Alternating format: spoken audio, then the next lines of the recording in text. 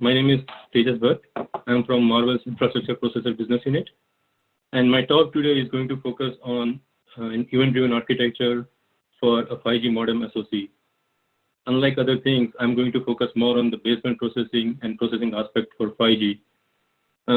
Before I start, let me just give a quick shout out to some of the key architects in my modem architecture team whose contribution has been invaluable in presenting the concept that we are going to present today. In today's presentation, I'm going to start with key features and trends that influence the baseband and modem design and what challenges they pose to the modem design. Then I'm going to present the main concept, which is the event-driven processing for heterogeneous baseband compute, and show how it enables massively parallel and highly flexible compute and simplifying the software complexity. And finally, we are going to introduce how this concept has been applied to Octeon Fusion SoC for 5G baseband processing. So let me start with introduction of key 5G air interface features. I'm going to focus on features that are impacting layer 1 and baseband modem processing mainly. There are many different 5G features, but the key features here are mainly for the baseband side. The first one is, of course, massive MIMO and beamforming. Now, this is not a new concept, but this would be more prevalent in 5G network deployment. The main challenge it poses, it requires an extreme signal processing compute. Further, and we'll discuss about this more, that due to fronthaul limitation, this feature may be implemented very close to the antenna at radio unit. So low power requirement would be a key requirement here. Next, 5G will provide much higher peak throughput over 4G. It does so by utilizing a wider bandwidth, 100 megahertz or 800 megahertz with multiple carrier aggregation. It is doing also so while reducing the overall network latency. What it means for modem is we need to process more and more signals within the same base station or baseband unit, while also reducing the total processing margin that is available for processing such applications. Talking about applications, the next step is 5G is going to introduce a lot many new applications. I mean, mobile broadband has been a quite well-known use case for cellular technologies. With 4G and more specifically with 5G, technologies or applications such as ultra-reliable and low-latency communication and massive machine-type communication would also be enabled. And then if the base station is going to handle all these different kind of applications, it requires a lot more flexibility and dynamic processing at the modem. And then at last, the radio access network disaggregation. So generally, layer 1 and layer 2 functionality is implemented as part of the baseband unit, while in 5G, due to many different reasons, and we'll discuss about this in a couple of slides later, there is a new split that are emerging where the functionalities of layer 1 and layer 2 are disaggregated and redistributed across radio unit, a baseband unit, sometimes also referred to as a digital or a distributed unit, as well as central unit, which then might be implemented in cloud processing. More importantly, this trend is going to drive an Ethernet or packet-based fronthaul in the network. So how does this convergence of different use cases impact the modem? Well, let's start with eMBB first. Mobile broadband, the main aim or main objective here is to provide much higher throughput. That means that it is going to utilize much higher bandwidth, massive MIMO processing. This requires a scaling on the user plane or signal processing side and a bigger memory footprint for buffering. Different from that, the URLLC, where the applications such as connected car will be utilizing this feature, would require ultra-reliable and extremely low latency communication. This means that at the modem SoC, we need to make sure that there is a preemptive scheduling at every layer and every node and every processing element. And we can do the resource prioritization as well. It will also imply that we need to process what we had to process within a very short margin. And finally, with applications such as smart city, industry automation, smart metering, a massive machine-type communication would ensure that a lot many devices connect to the 5G network. Here, the data bursts are shorter, hence the data rates are lower. However, this poses a different challenge. There are many different connections to be managed. So there is a requirement on a control plane scaling. So different applications actually impact the different aspect of modem design and different part of the processing. Also note that with network slicing, all of these applications can be running on the same base station unit or even same SoC, taking a different slice of air interface and compute resources. This will further complicate the implementation of a baseband modem. And then the RAN disaggregation. So generally, 5G radio access network implementation consists of a layer 1 that includes RF here as well, and then layer 2 and layer 3 processing. In a very classical architecture, layer 1 and layer 2 might be coinciding, except generally the RF and digital front end, which is typically implemented in the radio unit. Due to massive MIMO and beamforming features, which requires large number of antennas connected to the base station, and then would need that those IQ samples will be transferred from antenna to baseband unit, would require a massive increase in the front haul. So it is very well known that to limit this front haul bandwidth, there are many different splits in both 3GPP as well as in outside forums such as ORAN has been proposed. I have shown here one of the split, so-called 7-2 split, which actually splits the layer 1 functionality and puts the digital beamforming and IFFT closer to the antenna as part of the radio unit, while the rest of the layer 1 is actually then processed on the what is known as distributed unit. Further, another split that we have seen emerging is the split between real-time and non-real-time within layer 2, where the real-time aspect of layer 2, which needs to run along with their interface timing, will be still co-located as part of the distributed unit, while non-latency sensitive aspects, for example, PDCP, RRC, and control plane, can be moved closer to the, maybe even in the cloud, as part of the central unit. In general, a base station and the SoC may have to, first of all, SoC will have to support various kind of disaggregation implementation in the network. So we need to design a flexible modem and SoC processing. Also, it is possible that on the same base station, there might be different kind of splits that might be simultaneously available based on the front haul availability to the radio unit. Okay, before we go into the overall event-driven architecture and how it helps, let me first introduce what is the 5G and 4G base station modem processing is all about. In general, layer 1, and I'm going to focus more on the layer 1 processing here. In general, the layer 1 processing, starting from the MAC-PHY interface on the top and the antenna interface at the bottom in the diagram that is shown here, can be broken into or can be thought about in 3 different domains. The first is so-called bit processing domain, which actually has an interface to the MAC layer, but also typically has functionality such as forward correction, encoding and decoding, scrambling, descrambling. Generally speaking, this domain works at sort of a scheduling interval, which is referred to as a slot or a TTI in our cellular technologies. And then also the tasks here are more per user driven and sometimes per transport channel, which means per layer driven. The next part, more specifically for the OFDM technologies, is regarding the subcarrier processing domain. And typically, this subcarrier processing domain includes functionalities such as digital modulation, demodulation, MIMO-related aspects such as precoding on the transmit or equalization on the receive side. These functionalities typically are implemented, can be implemented as layer 1 high or a layer 1 low functionality, meaning can be implemented in distributed or radio unit. This functionality are typically per user driven, and also here now the time unit can be per scheduling interval like slot as well as a symbol level task. Finally, the lower layer 1 functionalities such as beamforming and frequency to time and time to frequency domain convergence such as FFT and IFFT. These tasks are mainly symbol driven tasks, and then the task typically will be guided per antenna.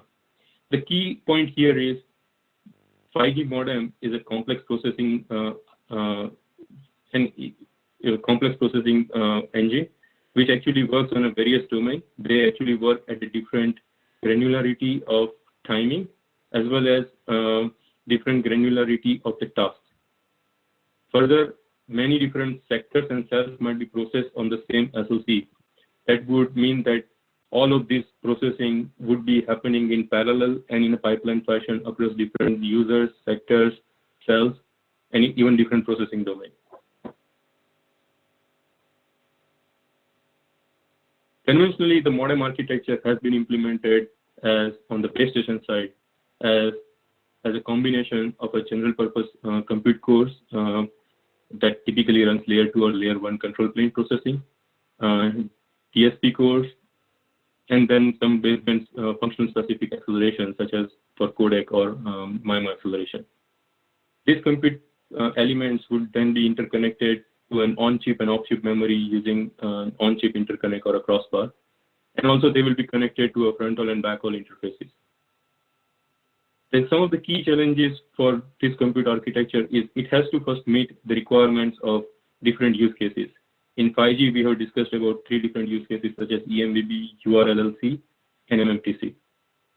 On top of that, there is another aspect of multi-processing such as multi-cell or multiple cells or sectors on the same SoC, massive MIMO, and finally simultaneous multi-radio access technology.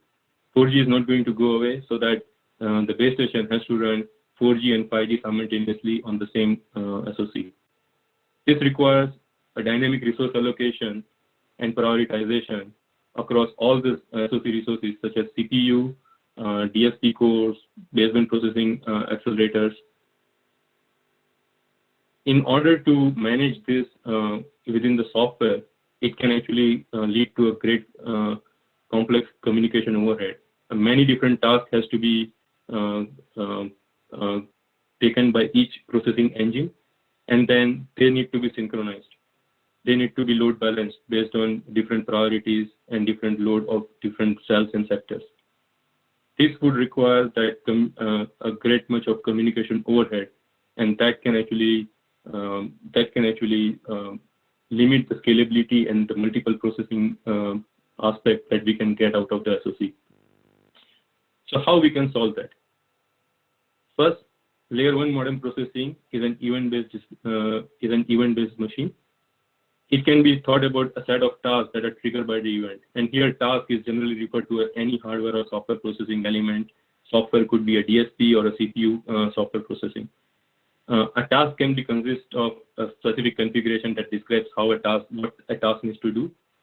And finally, it will also have an input and output description of where it needs to read the data and where it needs to write out the data. More importantly, the task will also finally, when it completes, can generate certain completion events. This defines the key part of the 5 processing flow and interdependence. A task can be dependent on an event such as packet arrival or a specific air interface timing event, or it can based on a specific previous task or set of tasks to be complete. And this interdependence can be more complex as well, where the layer 1 task can be dependent on multiple different set of tasks as well as set of different periodic events to be complete before it can start. One key thing to notice is in layer 1 processing, this event chaining can be predefined on a scheduling interface. It is dynamic.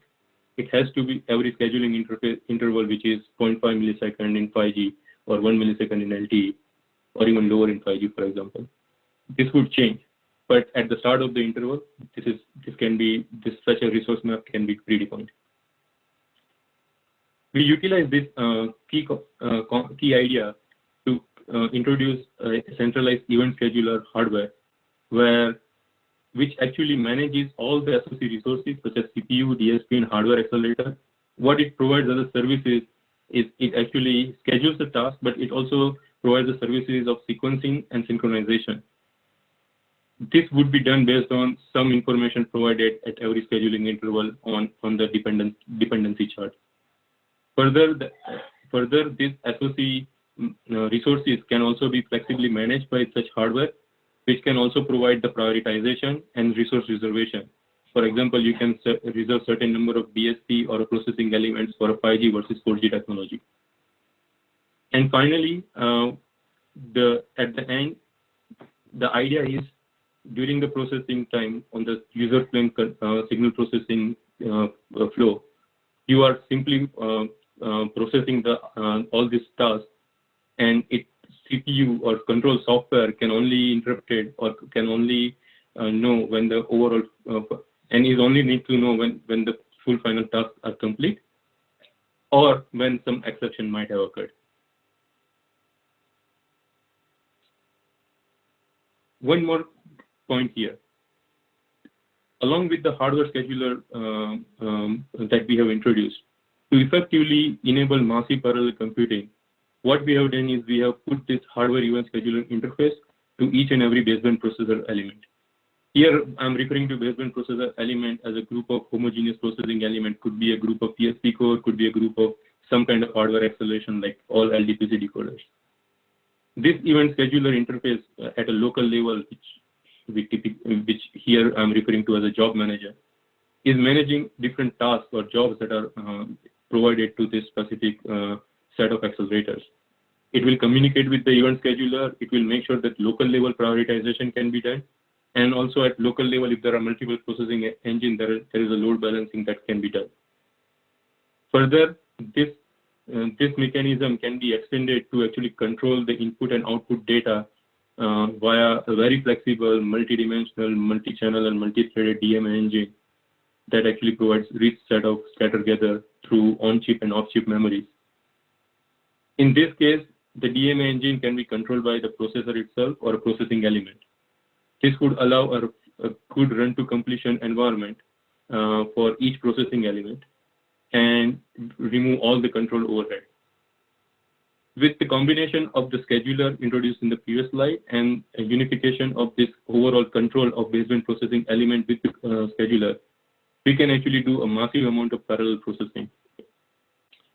In general, CPU on the L1 control side will be doing the task it has to do, such as MAC and management layer communication, but it can actually offload the management of granular tasks at every scheduling period to the hardware event scheduler. It will program the hardware event scheduler dynamically at every TTI or statically for prioritization or resource reservation. And finally, the baseband processors such as DSP, maybe CPU, as well as a hardware accelerator can all be seen as run-to-completion worker threads. We implemented this concept successfully in our Octeon Fusion SoC. The SoC 95XX that we announced recently for 5G modem actually provides a rich set of DSPs. There are 42 DSPs. There are multiple 4G and 5G accelerators that are all connected to an on-chip and off-chip memories. And they are controlled by what we have shown here as a PHY scheduler, which is the hardware scheduler that we have introduced. In turn, the PHY scheduler is managed and also is distributing some of the tasks to the CPUs or general purpose CPU. We have a rich set of a multi-core ARM CPU that can actually do a quad issue out of order pipeline and running up to 2.6 gigahertz. Along with this, we also have a multiple 25 gig SerDes interfaces on both backhaul and fronthaul side to enable Ethernet-based fronthaul. And then it can be aggregated to perform 50 or 100 gig interface as well on both backhaul and fronthaul side. And finally, there is an off-chip memory using multiple DDR controllers. In this case, 2 DDR4 controllers running up to 2933 megahertz.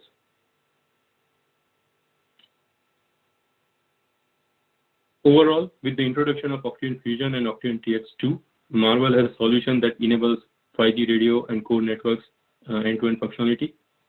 Our Octeon Fusion SoC with integrated L1 modem can flexibly support multiple splits between radio and distributed units. And also Octeon TX2 with integrated crypto and packet acceleration is ideally suited for layer 2 and layer 3 processing. With Marvell switches and Thunder X2 and Thunder X3 server compute platform, we have an overall solution portfolio that spans from radio access edge to the core network in terms of networking and computing.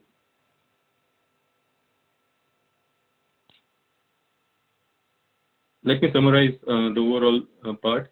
In general, Octeon Fusion, in Octeon Fusion, we have integrated a high-capacity baseband processing across multiple sectors, carriers, and maybe connections such as multi-users.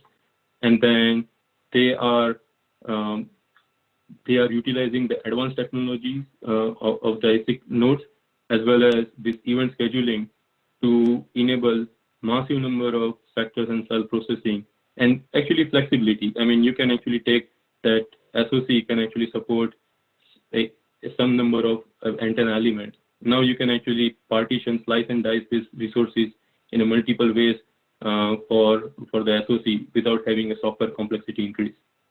Overall, this will lead to a simplified software solution, and then it will reduce the overall cost, both CapEx and OpEx. Thank you, Tejas. We're running a little over here, so I'm going to jump in and get us to the Q&A. Absolutely. I'm sorry? Sure. Thanks. I want to make sure we leave some time for Q&A here. I know we've got a couple audience questions, and also I've got a couple of questions. So for those that are less familiar with 5G, you talked a little bit about splits and the remote unit and distributed unit. Can you explain kind of what a typical RU-DU implementation might look like? Are those conceptually similar to like a remote radio head and a baseband unit in LTE? Sure. So conceptually, the idea is still to have a remote radio head or a massive MIMO unit and a baseband processing unit, which is then now called a distributed unit. I think the difference here is the actual functionality that will be implemented on a radio side. Usually only the RF components or the analog to digital conversion and the RF side, as well as some sort of digital front end such as pre-distortion and linearization is implemented on the radio unit head. However, with massive MIMO, the change would be some of the layer 1 functionalities such as beamforming would also be implemented as part of the radio or antenna unit. So that would be, however, the overall conceptually, the idea is still that, processing that is close to the antenna would be implemented in radio unit, and processing that is, and will reduce the frontal bandwidth, and processing that is then close to the, require a close interaction between layer 1 and layer 2 would be implemented in distributed unit. Okay, thank you. And you mentioned massive MIMO and beamforming. What are the kind of architectural challenges you see implementing those capabilities? Sure. So architecturally, I think the main challenge is it requires, when we are talking about massive MIMO, we are talking about 16 spatial layers and going over 32, 64, or even 128 and beyond antennas. And especially in the digital domain, this requires a massive amount of matrix multiplication. So, and then further to actually improve the performance, this may, just a classic signal processing architecture may not be enough. We may have to extend the precision of the processing. That means each multiplier that previously were used as 12-bit or 16-bit may not be sufficient, and we have to use the extended precision processing. So these are the key technical challenges. And since it's massive amount of processing that has to be done every samples, which is wider with the wider bandwidth. One of the key challenges, we need to do this in a low power mode, because this processing would, if it is implemented close to the antenna, because of passive cooling, power will become a key challenge. Okay, thanks. I'm going to jump to a couple audience questions here while we still have time. So one question from the audience is, which specific 5G hardware accelerators are you implementing? Oh, there are many different. I think in our, first of all, in our architecture, we consider even the DSP as sort of a software accelerator, and specifically for the hardware accelerators, it's well known that there are codec processing such as all the FEC encoder decoders, FFT, IFFT, which are very standardized functions. They are all sort of part of hardware acceleration. There is no sort of innovation that is required over there. Okay. And this, I think this question applies to both Octeon Fusion and Octeon TX2. There's a question from the audience about what core, what's the ARM core that those processors are using? It's an ARM CPU that Marvell originally Cavium had designed from the architecture license. It's a quad issue autoloader core that we have designed based on ARM v8.2 architecture. Okay, great. And regarding the event-driven architecture, there's a question about how events are defined. Are they predefined or events identified and scheduled dynamically? Can you maybe give a quick explanation of how that works? Sure. So in many cases, some of the events within the file processing can be predefined, such as at a specific start time, you have to start processing. Some of the events may be more dynamic, where you have to inspect the MAC-file communication, what was the schedule in a given processing interval, and then determine what kind of event that would start the set of tasks, or how you would change the task. However, the key part here is during the processing, you don't have to take that event. You can define that set of relation between event and task at the start of the processing, dynamically, but at the start of the processing. Got it. Okay, thank you. And another audience question: how many beams does your Octeon Fusion support?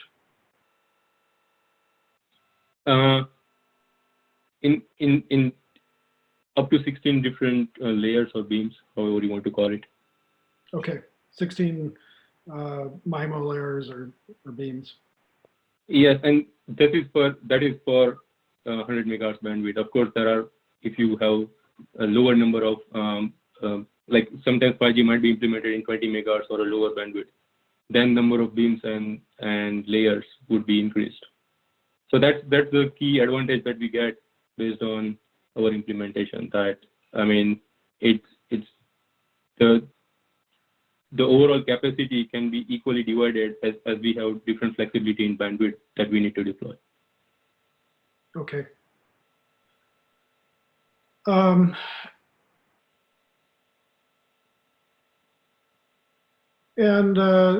maybe final audience question here, and then I know I believe you'll be available at the breakout. So if you have additional questions that we didn't get to, please join the breakout. There's a question about what latency you're targeting for the distributed unit. What are the latency requirements for the DU? So I think that's probably more inward question. Maybe we can take this in the breakout session. It's not a unique answer. That answer would depend on what kind of processing you need to implement versus what kind of split you are looking in with respect to the network architecture, whether a 7-2 split or a 7-3 split or a different split. So it's not a unique answer. But typically, I mean, generally it's been distributed and radio unit anywhere from 100 microsecond to 150 microsecond plus latency is very typical numbers that we have seen in the network. Okay. Great, thank you, Tejas. I think we're out of time, and thanks for making yourself available at the breakout. For the audience, sorry we didn't get to all your questions, but please feel free to join the breakout at the end of this session. And we'll now move on to our next speaker. Thank you, Tejas. Thank you.